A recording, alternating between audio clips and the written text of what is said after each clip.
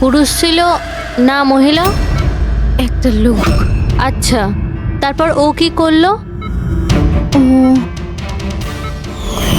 আমার কাছে আসছিল, মনে হয় আমাকে মারতে চাইছিল।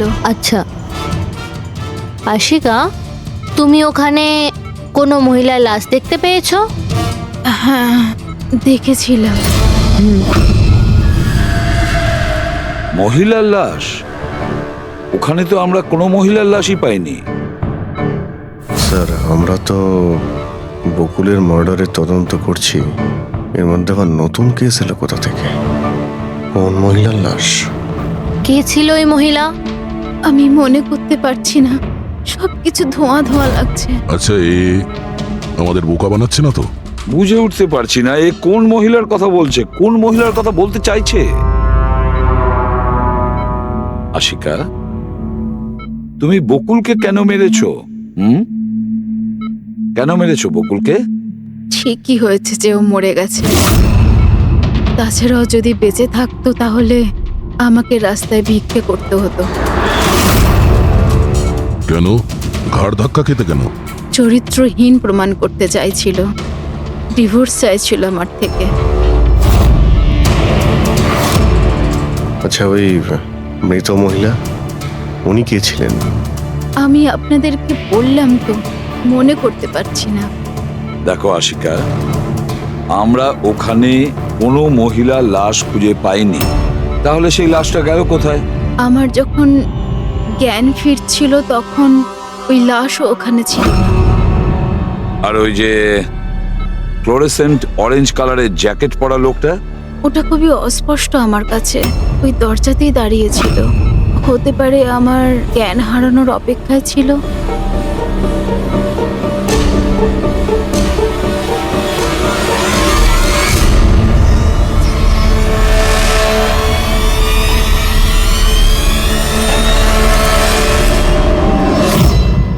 এখন আশিকা ওটাই বলছে যেটা ওর মনে হচ্ছে, কিন্তু টেস্টে আশিকা সবটা সত্যি বলেছে। Thank you. ওয়েলকাম। স্যার, ও যদি নার্কো টেস্টে ঠিক বলে তাহলে তো আমাদের ওই মরা মহিলাটা সম্পর্কে জানতে হবে। মনে হচ্ছে ক্রাইম সিনে দ্বিতীয়বার যেতে হবে, ভালো করে আবার চেক করব। কোনো না কোনো প্রমাণ তো নিশ্চয়ই আমরা পাবো। বৌদি! বৌদি! দাদা! আশিকা বৌদি! বৌদি! বৌদি! বৌদি! বৌদি! থ্যাংক গড বৌদি!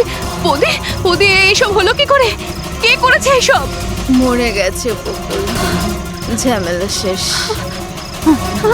মেরে দিয়েছে, সব শেষ, মেরে দিয়েছি। শুধুমাত্র মেরে দিয়েছি বলেই প্রমাণ হয় না যে ওই বকুলকে মেরেছে। এটাও তো হতে পারে যে ও আরো কিছু বলতে চাইছিল। হ্যাঁ,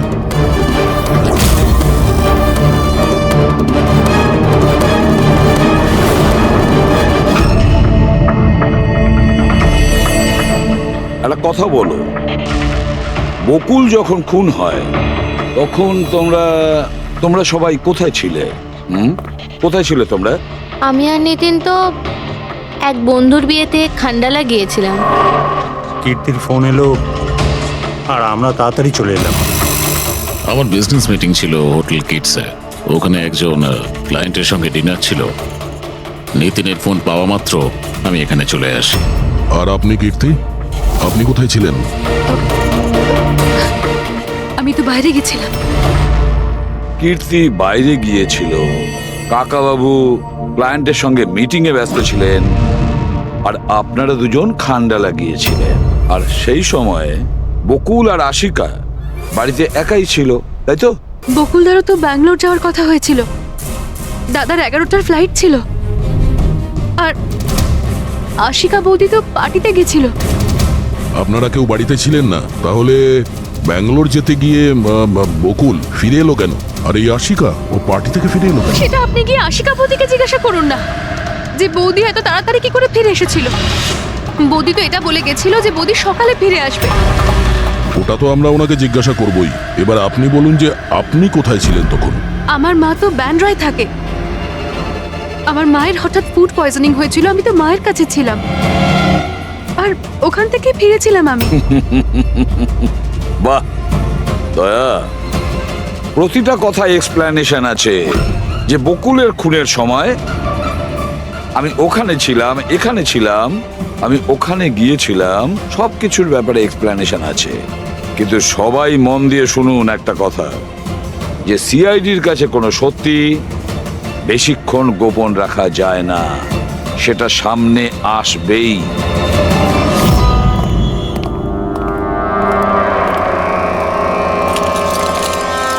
হ্যাঁ, ওই যে পুরো বডির মধ্যে কাঁচের টুকরো গেঁথে ছিল। আরে হ্যাঁ স্যার, টেস্ট করেও দেখেছি স্যার, এখানে যে রক্তটা আছে সেটার কোথাও নেই স্যার।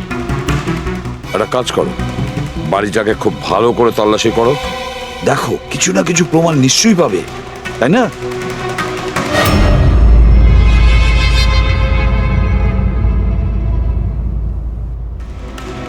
কিছু বললো কি? স্যার, ওর বক্তব্য ওর কিছুই মনে নেই। কিছু মনে নেই? আশিকা, তোমার কি মনে পড়ছে তুমি কীর্তিকে জ্ঞান হারানোর আগে কিছু বলেছিলে? মনে করো। আমার কিছুই মনে পড়ছে না। মনে করার চেষ্টা করো। কীর্তি বলছিল যে বকুলের খুন তুমি করেছো, এরকম তুমি নিজে ওকে বলেছো। কীর্তি মিথ্যে কথা বলছে। বকুলকে আমি মারিনি।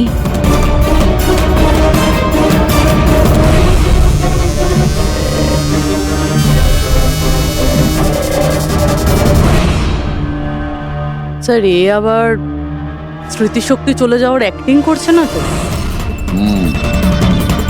হতে পারে, কারণ বকুল এখানে রক্তাক্ত অবস্থায় পড়ে রয়েছে আর ওর মাথায় সামান্য একটু আঘাত, ব্যাস অজ্ঞান হলো কি করে? সেটাই তো, এর থেকে সত্যিটা বের করতে হবে। কি করে করবেন স্যার?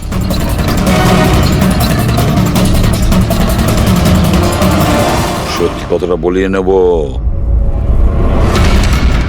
নার্কো টেস্টের মাধ্যমে।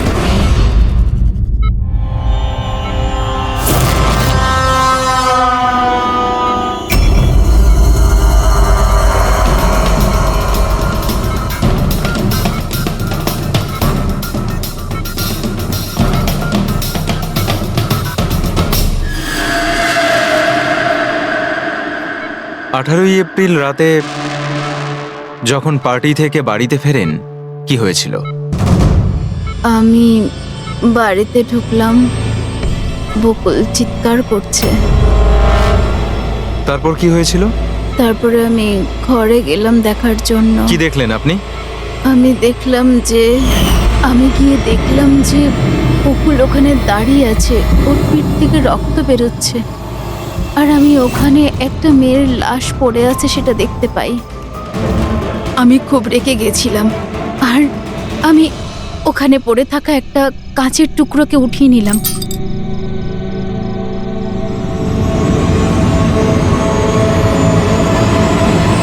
আর আমি বকুলকে মেরে দিলাম। আর তখনই আমি আমার ঘাড়ে একটা প্রেশার অনুভব করলাম। তারপরে আমি বেহুশ হয়ে পড়ছিলাম। বেহুশ হওয়ার আগে আমি দরজার সামনে একজন মানুষকে দেখতে পাই। কেউ একজন অরেঞ্জ কালারের জ্যাকেট পরেছিল। স্যার, এই মেশিন কি কিছু স্পেশাল? এই মেশিনটা যে কোনো ছোট কোনো প্রমাণ খুঁজতে সক্ষম, যেরকম মাইক্রোবস, যেটা সাধারণত ধোঁয়াতে মিশে যায়। আর এই যে মেশিনটা না, একটা ঘরের মধ্যে একদম ক্ষুদ্র থেকে ক্ষুদ্রতর ডাস্ট পার্টিকলস, সেগুলো দিয়ে ওই জ্যাকেট পরা লোকটা সম্পর্কে আমাদের জানিয়ে দেবে যে এই ঘরের মধ্যে ছিল। খুব ভালো।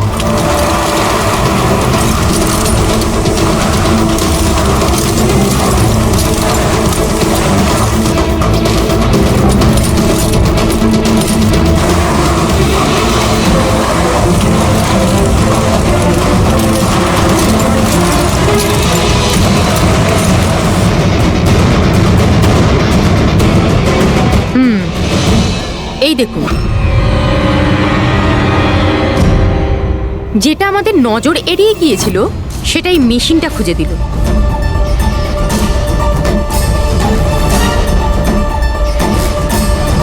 এটা তো মনে হচ্ছে কারণ তাও আবার নেল পেন্ট লাগানো, ডেফিনেটলি কোনো মহিলারই। কিন্তু স্যার এখানে কিভাবে? হয়তো দৌড়োদৌড়ি হাতাহাতিতে কোনো জিনিসের সঙ্গে ধাক্কা লাগে আর নখটা পড়ে যায়। বাড়ির সবাইকে চেক করো তো, ওদের কারণ হয়তো।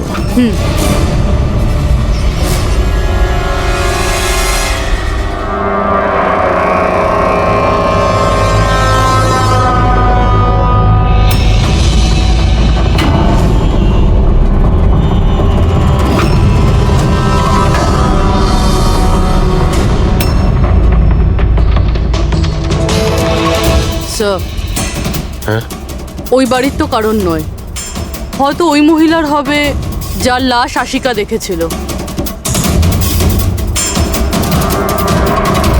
তাই তো মনে হচ্ছে।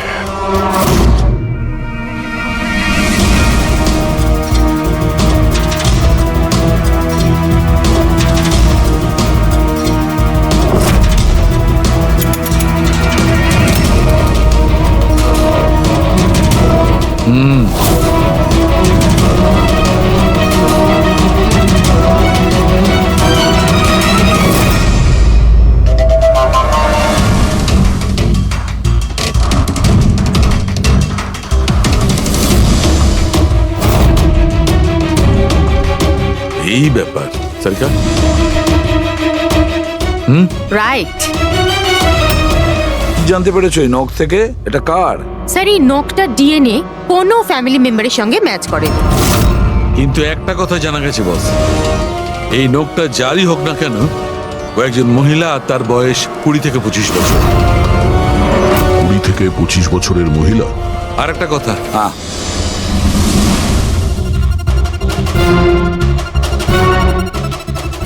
এই যে ছোট্ট ছোট্ট সাদা টুকরোগুলো দেখতে পাচ্ছ, এটা বলতে পারো যে হাই পার্সেন্টেজ অফ নখ থেকে পেয়েছি। এই মেয়েটা ড্রাগ অ্যাডিক্ট ছিল? হ্যাঁ, এটা ওদের পরিবারের কারণ নয়, বাইরের কারণ। স্যার তার মানে যদি কেউ বাইরে থেকে আসে তাহলে কোনো গাড়ি, অটো বা ট্যাক্সি করেই নিশ্চয়ই আসবে। হ্যাঁ, খোঁজ নিয়ে দেখতে হবে রিক্সাওয়ালা, ট্যাক্সিওয়ালা বা ওদের মতো কেউ ওই মহিলাকে বাড়িতে ছেড়ে দিয়ে এসেছিল কিনা।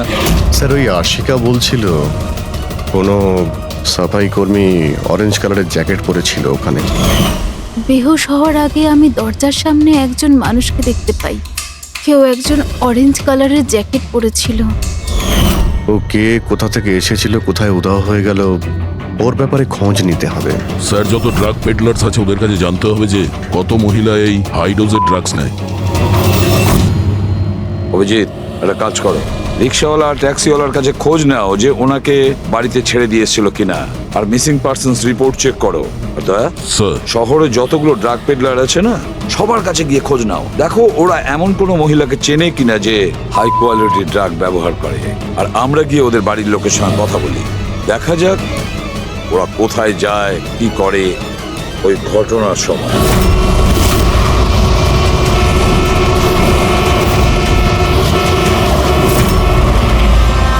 তোমাদের অ্যাসোসিয়েশন থেকে জানতে পেরেছি যে 10 তারিখ মানে পরশু রাতে তুমি শান্তিনিবাস বাংলোতে কোনো মেয়েকে ড্রপ করেছিলে। হ্যাঁ স্যার, ছেড়েছিলাম।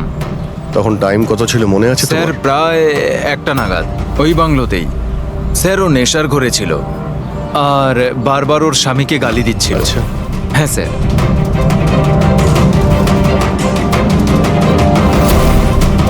ওই মেয়েটা কি এ ছিল? হ্যাঁ স্যার, এই মেয়েটা ছিল। ওখানে বাংলোর আশেপাশে কোনো গন্ডগোল হয়েছিল কি? না স্যার, গন্ডগোল তো কিছু মনে হয়নি, সবকিছু নর্মালি ছিল। আর একটা গাড়ি দাঁড়িয়ে ছিল, একটা বাইক, আর একটা গার্বেজ ভ্যানও ছিল। Garbage van? হ্যাঁ sir. Sir sir sir sir sir sir আমিও পরশুদিন একজন মেয়েকে শান্তিনিবাস বাংলোর কাছে নামিয়েছিলাম। কটার সময়? স্যার সম্ভবত 12:30 নাগাদ। আর তুমি একটা সময় নামিয়েছিলে? হ্যাঁ স্যার। আচ্ছা দেখো তো সেটা কি এই মেয়েটা? না না স্যার, এই মেয়েটা তো নয়। তাহলে একে তুমি 1টার সময় নামিয়েছিলে আর 12:30টার সময় যে মেয়েটাকে তুমি নামিয়েছিলে তাকে আবার দেখলে তুমি চিনতে পারবে? একদম স্যার, নিশ্চয়ই চিনে ফেলবো। গুড, চলো। তোমাদেরকে যে যে প্রশ্ন করব তার সঠিক উত্তর আমার চাই। তুই যদি কেউ মিথ্যে বলো না তাহলে ভীষণ মুশকিলে পড়ে যাবে, বুঝেছো? স্যার মিথ্যে কথা বলে কেন নিজেদেরকে বিপদে ফেলবো? হ্যাঁ, তাহলে বলো, যেদিন বকুল খুন হয়েছিল সেদিন কি চেতন তোমার হোটেলে ছিল? হ্যাঁ স্যার, উনি হোটেলেই ছিলেন আর উনি সব সময় ক্লায়েন্টের সাথেই ছিলেন। উনি ক্লায়েন্টের সাথে ডিনারও করেছেন। আচ্ছা, ঠিক আছে। তোমাদের ক্লায়েন্টদের ডিটেলস চাই আমার, আর সেদিনের সিসিটিভি ফুটেজও। শিনা, কীর্তির মায়ের ফুড পয়জনিং কেন হয়েছিল? খাবারে কি মিশিয়েছিলে? আমি কিচ্ছু মেশাইনি। আন্টি তো বাইরে গেছিলেন। যখন যখন উনি ফিরে এসেছিলেন ওনার শরীরটা ভালো ছিল না। স্যার নিতিন আর সিয়া দুজনে সারাদিন বিয়েতেই ছিল। জিজ্ঞেস করার আগে বলছো, মুখস্থ করে এসেছো নাকি? না ম্যাম, যেটা সত্যি সেটাই বলছি। 11টার সময় ফাংশন শেষ হয়ে গেছিল। এরপরে বাকি রইল নিতিন আর শিয়া। ওরা কোথায় গিয়েছিল? স্যার ওরা মনে হয় নিজেদের রুমে চলে গেছিল।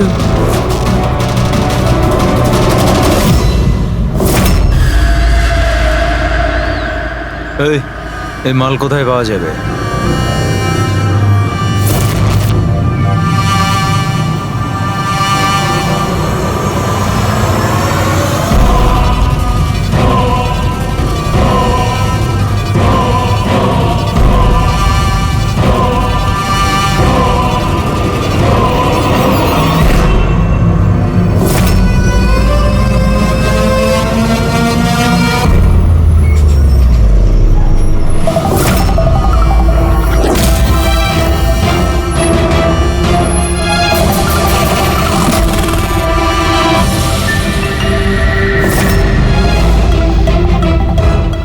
মাল চাই, পেয়ে যাবি।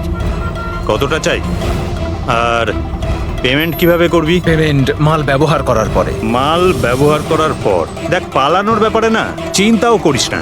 আমার কাছে সমস্ত ক্লায়েন্টের ঠিকুজি কুষ্টি আছে, আর ওই কুষ্টিতে লেখা আছে আমার ক্লায়েন্ট ওভারডোজে মরবে, নয়তো আমার বন্দুকের গুলিতে। কিন্তু তোর কুষ্টিতে লেখা আছে জেল যাওয়া। ওই সব মহিলার ফোন নাম্বার আমার চাই যাদের তোমরা ড্রাগ সাপ্লাই করো।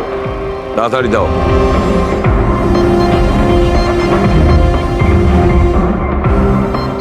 পুরবি, দেখো তো একটু কল করে এই সব নম্বরে।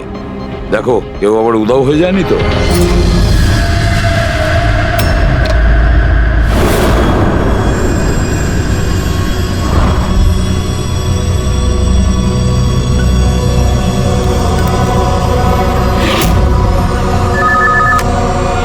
হ্যালো, আচ্ছা, আমি সোনারিকার সাথে কথা বলতে পারি?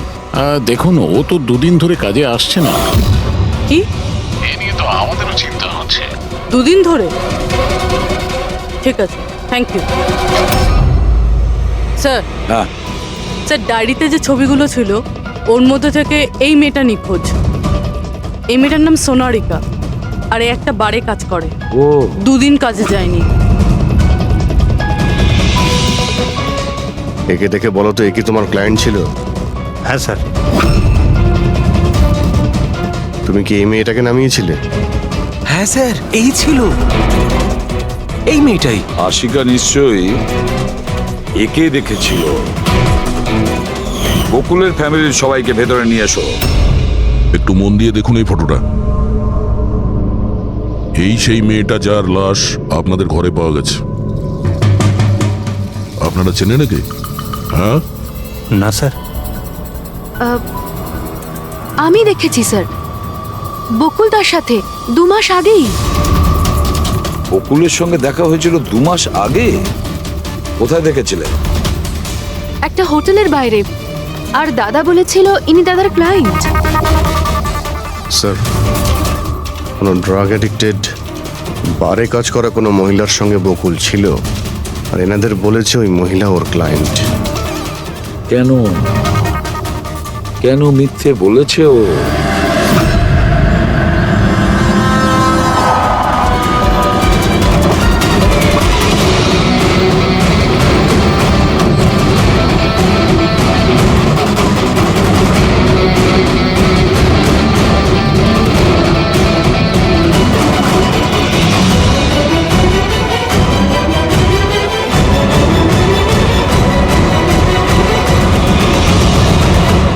আচ্ছা, সোনারিকা এখানেই কাজ করতো না? আগে হ্যাঁ, এখানেই কাজ করতো। আপনারা কি? সিআইডি। সোনারিকা খুন হয়ে গেছে। সে কি? এই জন্যই দুরাত্রির ধরে ও কাজে আসছে না। হ্যাঁ, কিন্তু আমরাও লাশটা পাইনি। আর সাথে সাথে এই এর নাম বকুলেও খুন হয়েছে।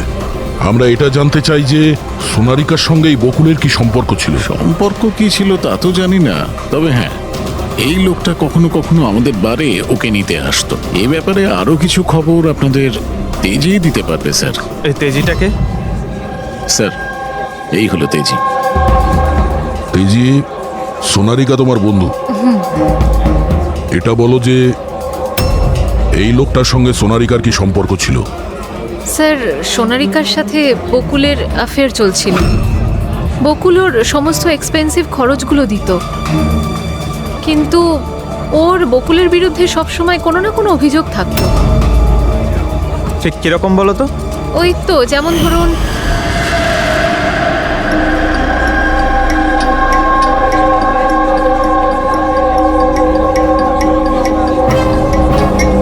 সোনারিকা, কি হয়েছে?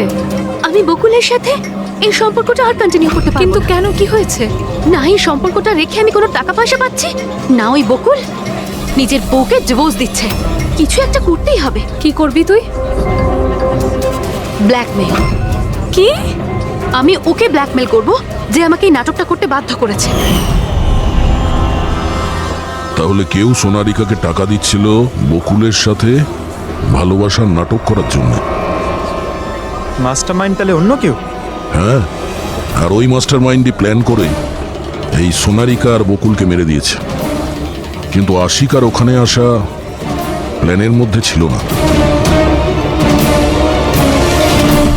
বুঝে উঠতে পারছি না যে এই বকুল নিজের ফ্লাইট ছেড়ে বাড়ি কেন ফিরে আসলো। আর স্যার, খুনি যদি বকুলের গার্লফ্রেন্ডকে মারতেই চেয়েছিল তাহলে অন্য কোথাও মারতে পারতো, ওই বাড়িতেই কেন মারতে গেল? হতে পারে খুনি প্রথম থেকেই জানতো যে বকুলের বাড়িতে কেউ নেই, সেই কারণে ও মিথ্যে কথা বলে সোনারিকাকে ওখানে ডেকেছে, আর সেই সময় বকুল আর আশিকা ওখানে পৌঁছে গেছে। এটা হতে পারে, কিন্তু স্যার, লাশটাকে ঘরের বাইরে কোথায় নিয়ে যেতে পারে আর কিভাবে? কারণ বকুলের বাড়ির সমস্ত গাড়ি তো আগে থেকেই বাইরে ছিল।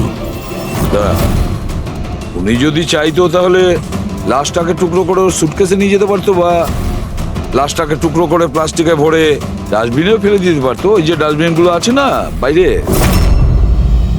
হ্যাঁ স্যার, একটা গাড়ি দাঁড়িয়ে ছিল, একটা বাইক, একটা গার্বেজ ভ্যানও ছিল।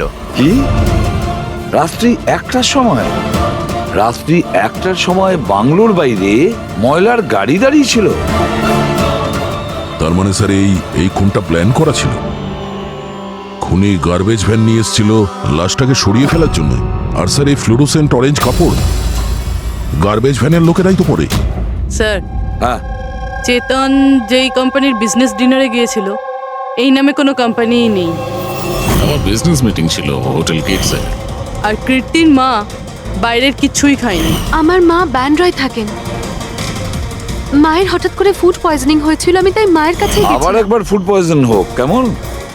ঠিক আছে, এটাও জানা দরকার যে যে রাতে বকুল আর ওই মেয়েটা খুন হয়েছে, ওই রাতে খান্ডালা থেকে কোনো ট্যাক্সি বা প্রাইভেট কার বাংলোতে এসেছে।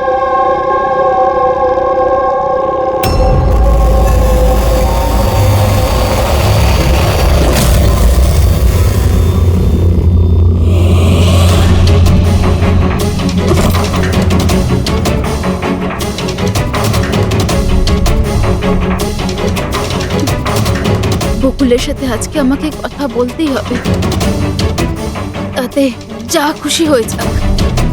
বকুলের সাথে কথা বলতেই হবে।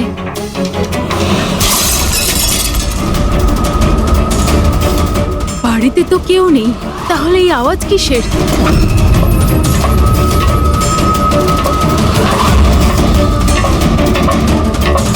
কীর্তি, বকুল, কেউ কিছু বলছে না কেন? কীর্তি ভাই, কীর্তি!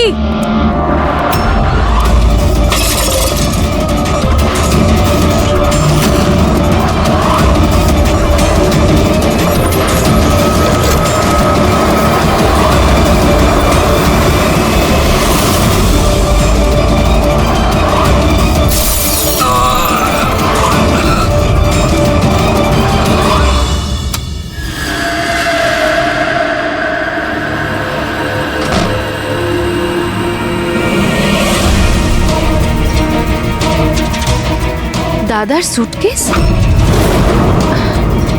দাদা ব্যাঙ্গালোর যায়নি বুঝি?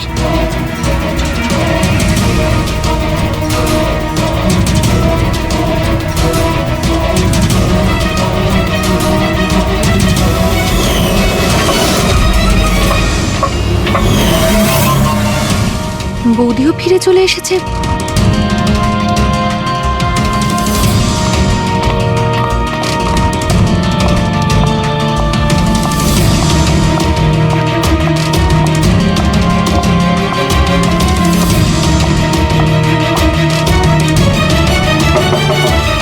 দাদা,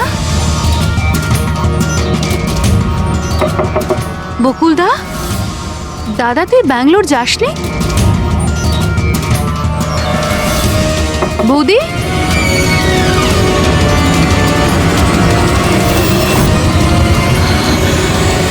দাদা! দেখো কীর্তি, এটা খুনের ব্যাপার। আরো একবার ভেবে নাও, তুমি যে কথাগুলো বলছো সেগুলো সত্যি?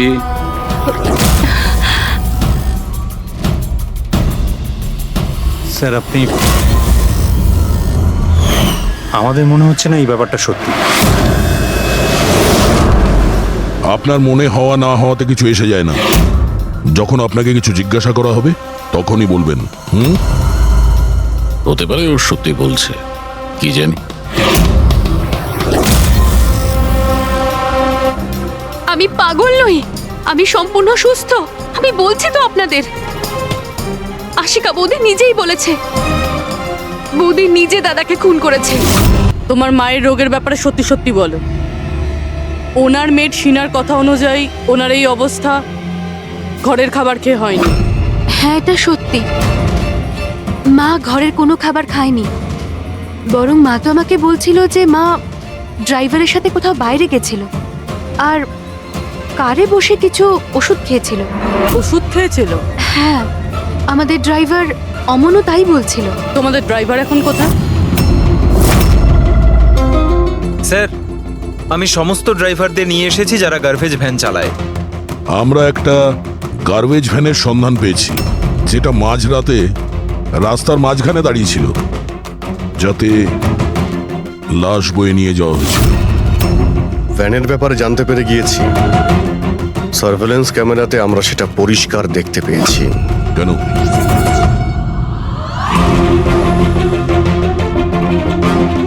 তুমি না ওই ভ্যানের ড্রাইভার? না না স্যার, আমি কিছুই জানি না। আমার ভাই নিয়ে গেছিল ওই ভ্যানটাকে, আর এবারে ও সেটাকে কোথায় নিয়ে গেছিল, কেন নিয়ে গেছিল, আমাকে কিছুই বলেনি ও স্যার। ফোন করো কেউ? হ্যাঁ স্যার। হ্যাঁ হ্যালো, হ্যাঁ ভাই কোথায় আছিস রে তুই?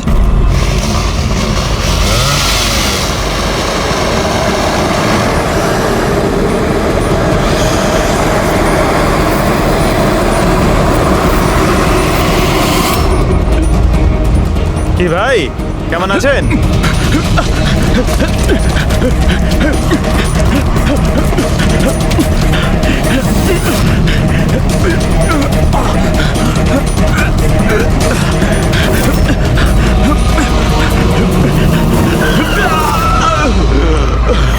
স্যার আমি সব সত্যি কথা বলছি। আমি যা কিছু করেছি ওই ফোন কলের ভিত্তিতেই করেছি। বকুল স্যারের বাংলো থেকে কল করেছি। কে ফোন করেছিল বকুলের বাংলো থেকে? আমি তো তাকে কখনো দেখিনি, শুধু গলার স্বর শুনেছিলাম। মহিলা ছিল না পুরুষ? স্যার কখনো কখনো মহিলার গলার স্বরেও ফোন আসতো, আর কখনো পুরুষেরও। স্যার সে যেই হোক না কেন, সে বকুলের বাড়ির লোকই। কিন্তু তুই এগুলো করেছিস কেন? কেউ ফোনে কিছু বলে দিল তুই করে দিবি? হ্যাঁ স্যার আমাকে লোভ দেখানো হয়েছিল। যে আমার 5 লাখের দেনা শোধ করে দেওয়া হবে। যদি ওনার কথা আমি শুনি তো স্যার, আমি লোভে পড়ে গিয়েছিলাম স্যার। আমি কোনো খুন করিনি স্যার, আমি শুধু লাশটার একটা ব্যবস্থা করেছিলাম স্যার। লাশ কোথায়?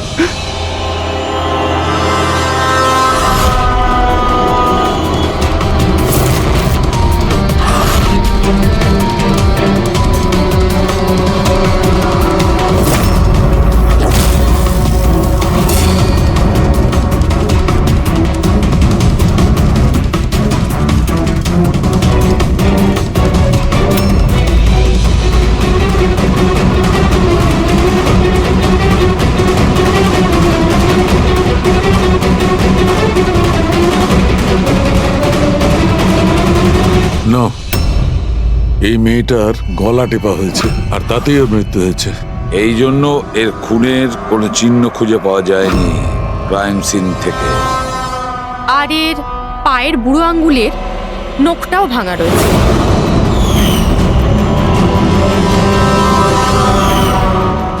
আর ডক্টর এগুলো কি? এই যে হলুদ হলুদ দাগ, এটাই তো এই কেসের সবচেয়ে বড় সূত্র। চলুন সবাই দাঁড়িয়ে যান। দাঁড়ান।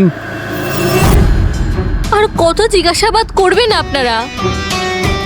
সবই তো বলে দিয়েছি আমরা। এবার আর কোনো জিজ্ঞাসাবাদ করব না। হ্যাঁ, আপনাদের প্রত্যেকের নার্কো টেস্ট হবে।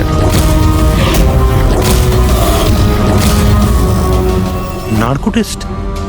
কিন্তু কেন? কারণ আপনাদের মধ্যে কেউ যে সত্যিটা বলছে না। আপনাদের কাছে কোর্টের পারমিশন আছে এই নার্কো টেস্টের জন্য? হ্যাঁ, পারমিশন ছাড়া আমরা কিচ্ছু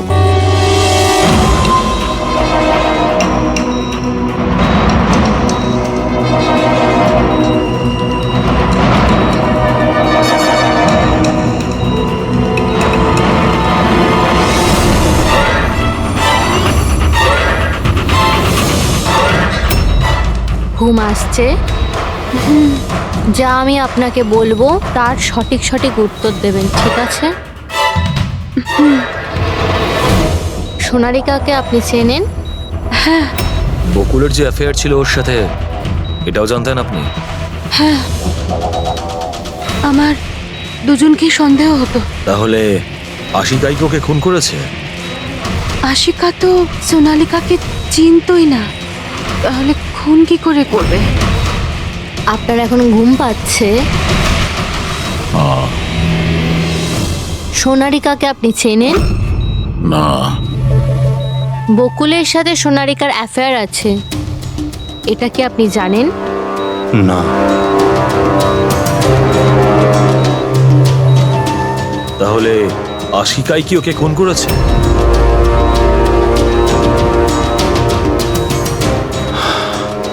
আশিকা সোনালীকে চিনত, আর এই আশিকাই বকুল আর সোনালীকে খুন করেছিল। ও নিজেই এই খুনের ষড়যন্ত্রটা রচনা করেছিল। আশিকা চালচলন কিছুদিন ধরেই খুব অদ্ভুত লাগছিল। এই কথাটা আমি বকুলকে বলেছিলাম। কি হয়েছে স্যার?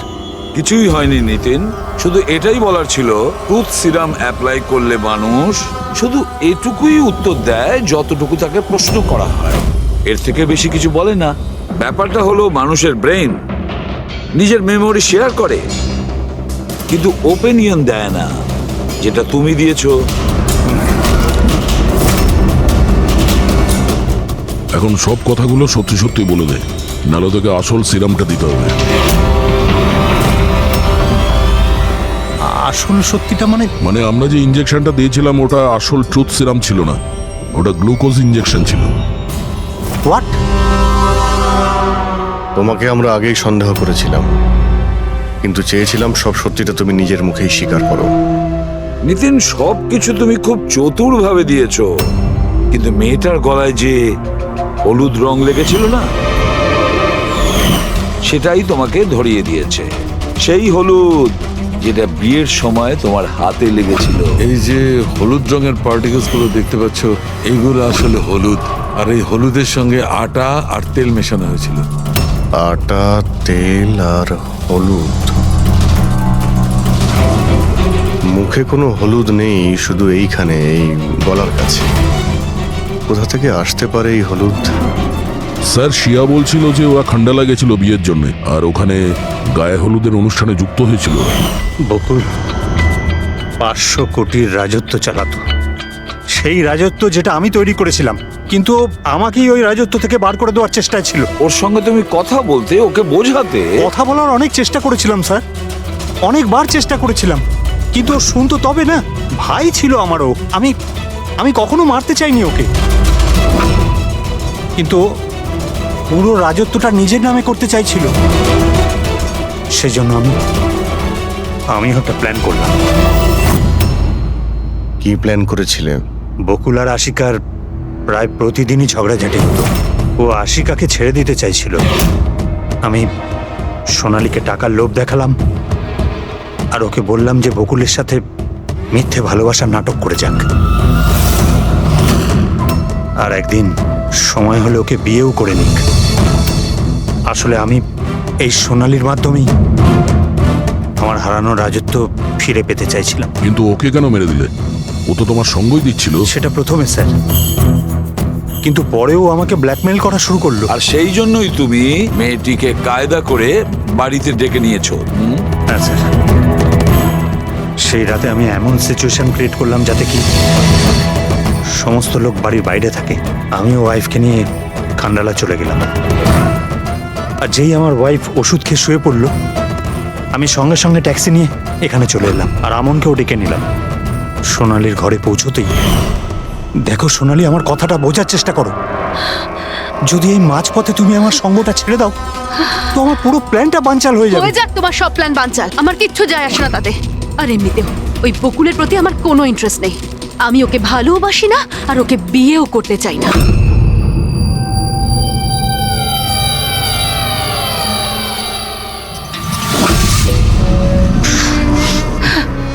দেখো, যদি তুমি আমাকে সঙ্গ না দাও না, তো খুব পস্তাবে, বলে দিলাম। হুমকি আমি দিচ্ছ তুমি আমাকে?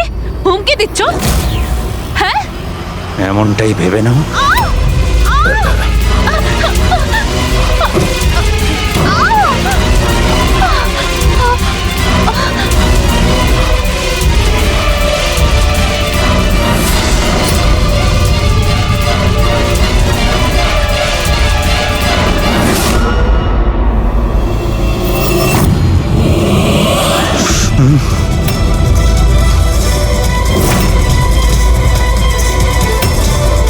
দাদা, বকুল, এটা কি করলে তুমি? না না, এই সোনালী আমাকে ফাঁসানোর চেষ্টা করছে। আমি পুলিশকে ফোন করব, আমি এক্ষুনি ফোন করছি। বকুল!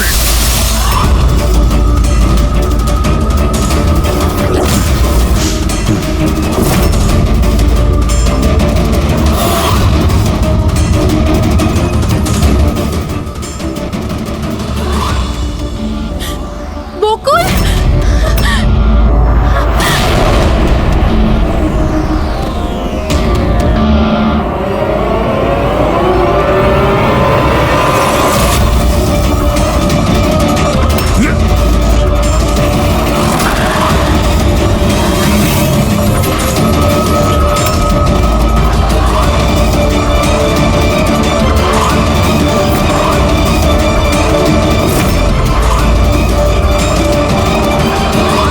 আমি অমনকে ফোনে প্রথমেই বলে দিয়েছিলাম সোনালীর লাশটা একেবারে সরিয়ে ফেলতে, আর ও একেবারে সেই কাজটাই করেছিল। টাকার লোভে পড়ে তুমি এতটাই অন্ধ হয়েছিলে যে নিজের সম্পর্কটাই ভুলে গিয়েছিলে। নিজের ভাইয়ের প্রাণটা নিয়ে নিয়েছো, আর তার উপরেও নিজের সঙ্গী মেয়েটিকেও খুন করলে তুমি। আইন তোমাকে কোনোদিন ক্ষমা করবে না। কঠোরতম শাস্তি হবে তোমার, হয়তো ফাঁসি।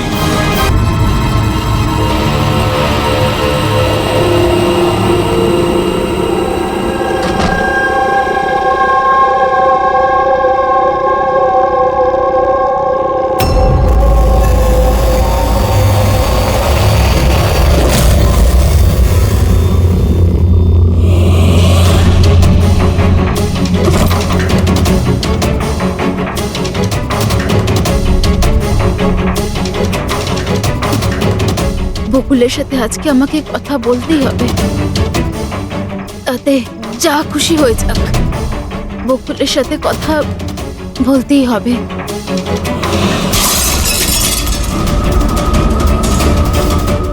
বাড়িতে তো কেউ নেই, তাহলে এই আওয়াজ কিসের?